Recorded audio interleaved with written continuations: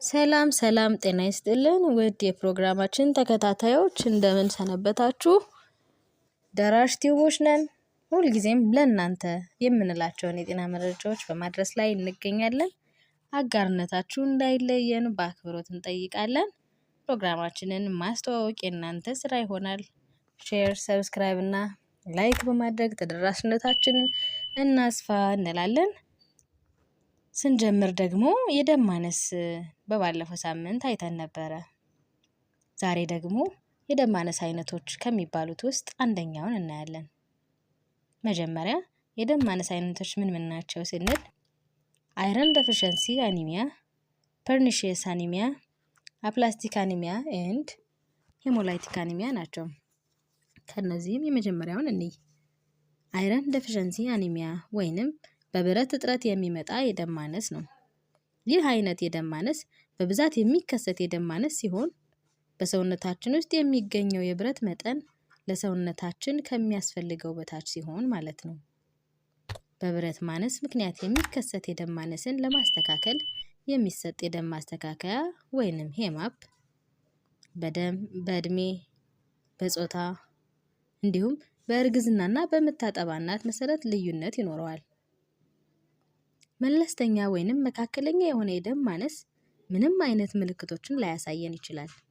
ነገር ግን ከባድ ከሆነ የተለያዩ ምልክቶች የሚኖሩት ይሆናል።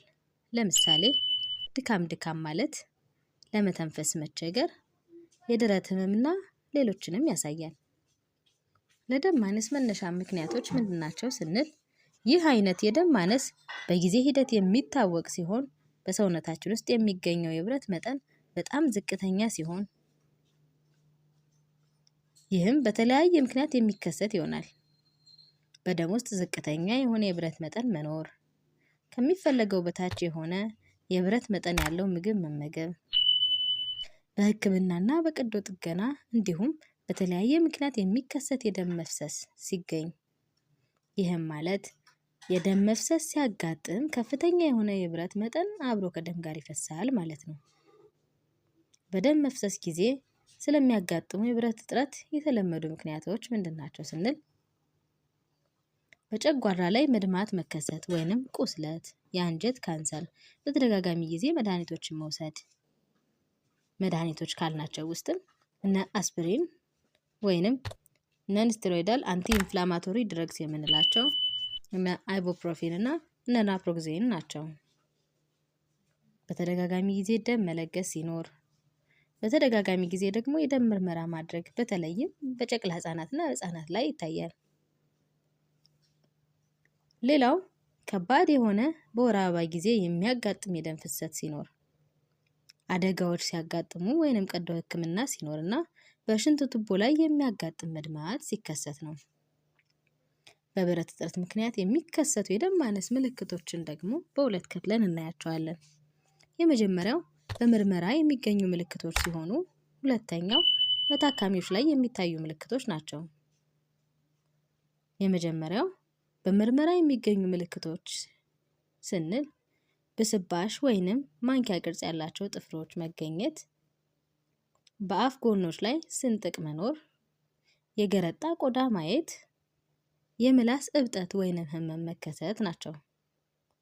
ሁለተኛ በታካሚው ላይ የሚታዩ ምልክቶች የምንላቸው ደግሞ ደረት ላይ ህመም መኖር፣ እግርና እጅ ላይ ቅዝቃዜ መኖር፣ ትኩረት ማድረግ ማጣት፣ ድካም ወይንም የድካም ስሜት መኖር፣ የራስ ምታት፣ የልብ ምት መጨመር ወይንም መቀነስ፣ ለመተንፈስ መቸገር፣ እረፍት ማጣት እና የራስ ማዞር ናቸው።